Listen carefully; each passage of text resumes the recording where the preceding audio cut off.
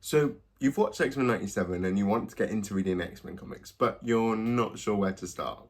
Well, you've picked a great time as a new X-Men era from the ashes is just about to begin. So, join me as I break it all down for you. What do they call you? Wheels? Hi everyone, it's OneWheelchairX or Wheels here, and welcome to my very first YouTube video. Now, when I was thinking about how I would start this channel, I thought it made sense to begin with a new era for the X-Men, as this is a new era for me. I know that's cheesy, but go with it. So, welcome to this new series I'm calling Where to Start Reading X-Men, where I tell you where to start reading X-Men, and what better way than to start with the newest era that's just around the corner from the ashes. After 5 years of living on a glorious paradise island, Krakoa has finally come to an end and the X-Men are scattered again all across the world, being hated and feared as usual. Now, as of recording, none of the books are actually out yet, but I have gone through solicitations, press releases, podcast interviews, forum threads, preview pages, literally everything, and compiled it all together to give you the most comprehensive breakdown of everything that you need to know about this new era from the ashes. So, are you ready?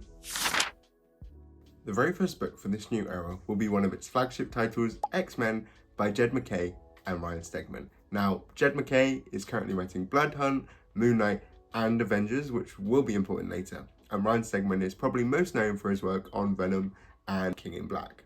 Now to the team. It's led by Cyclops and features Beast, Magic, Psylocke, Juggernaut, Quentin Quire, Oya, who is now going by Temper, and Magneto.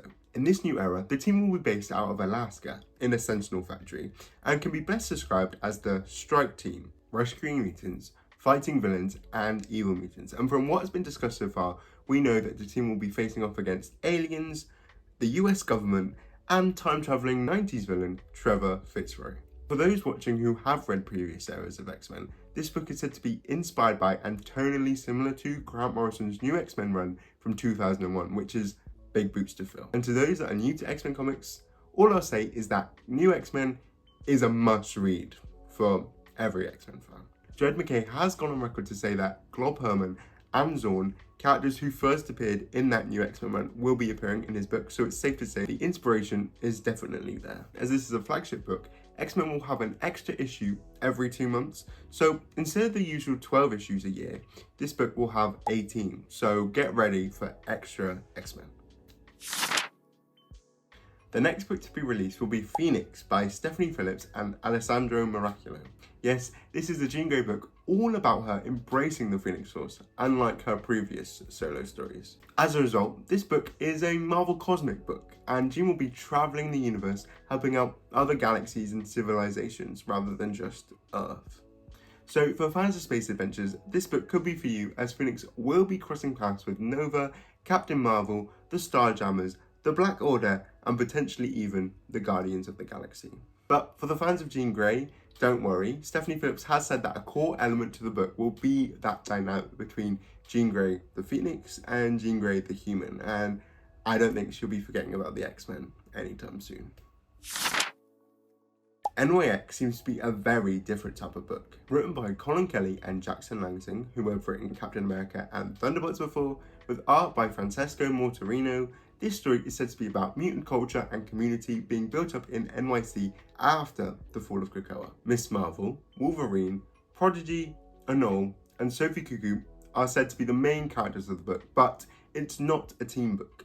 Each issue will feature a POV from one of these characters, and their lives just overlap with each other. Miss Marvel is going to college, Anole is a bartender, and Prodigy is a professor teaching about Krakoan history.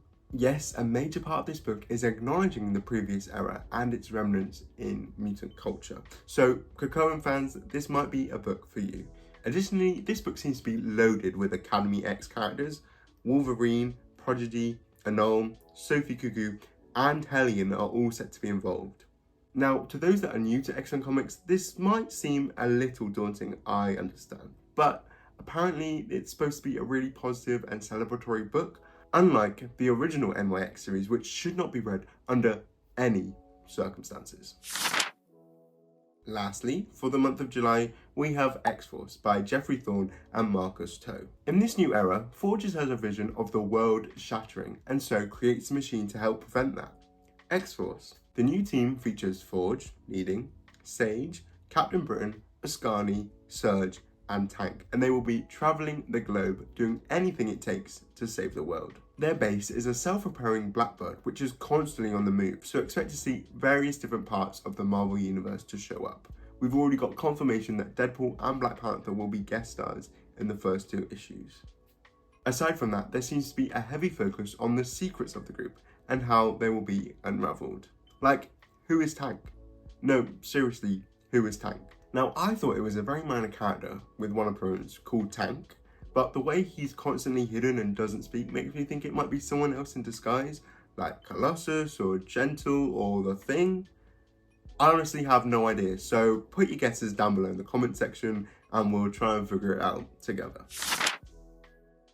August kicks off with the start of the second flagship title, Uncanny X-Men by Gail Simone of Wonder Woman and Birds of Prey fame, with art by David Marquez, who's drawn Invincible Iron Man and Civil War 2. Now, for fans of the new animated show, X-Men 97, this might be a good jumping on point for you, as it features an all-classic lineup: Rogue, Gambit, Wolverine, Jubilee, and Nightcrawler. But don't worry, there will be more characters joining the lineup as the book progresses. We just don't know them yet.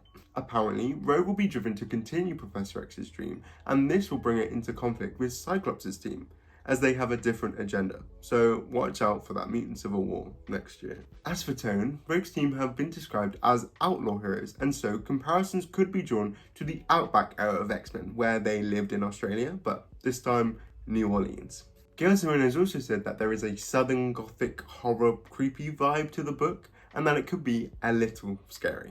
Additionally, Uncanny X-Men seems to be the book that's introducing the newest major villains for the entire era, those that have turned the X-Mansion into Grey Malcolm Prison. We'll probably also get a look at some of the prisoners trapped inside, including Blob, Siren, and the mysterious Inmate X, who I think is Professor X. As a flagship title, Uncanny X-Men will also be having 3 issues every 2 months for a total of 18 issues a year, meaning a whole lot more X-Men for you to enjoy.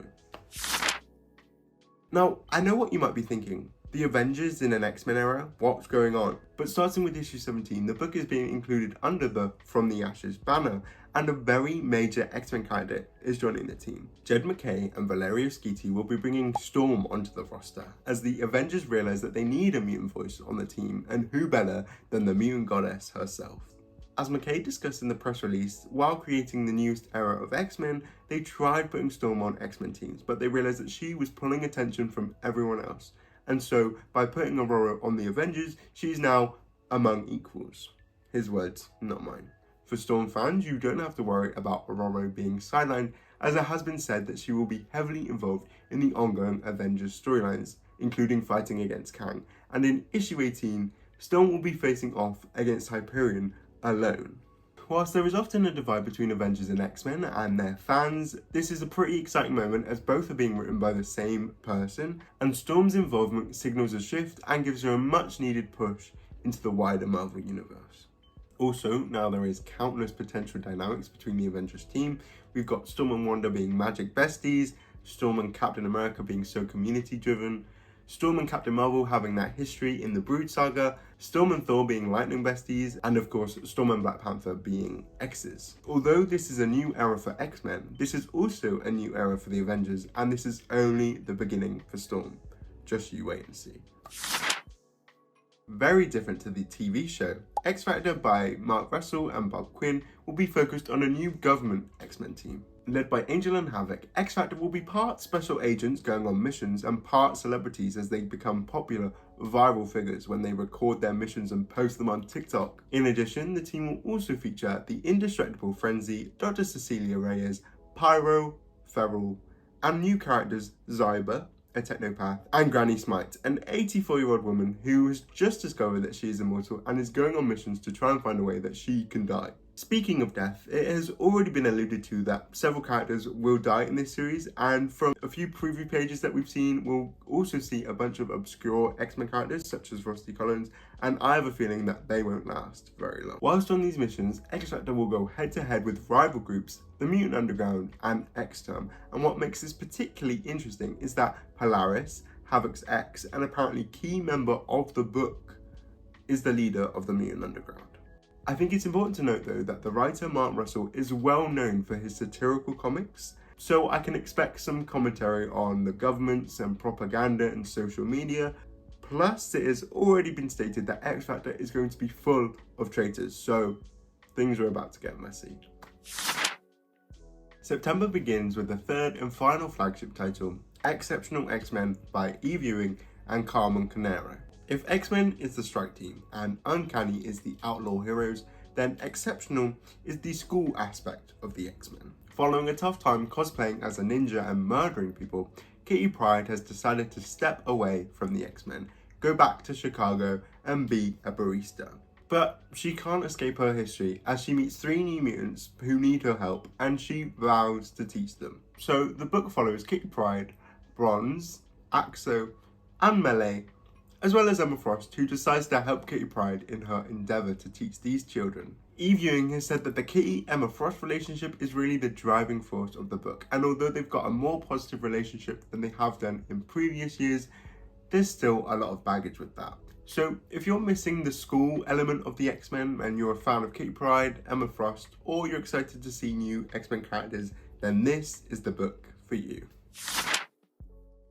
It should come as no surprise to anyone that Wolverine has his own solo series relaunching by Saladin Ahmed and Martin Coccolo.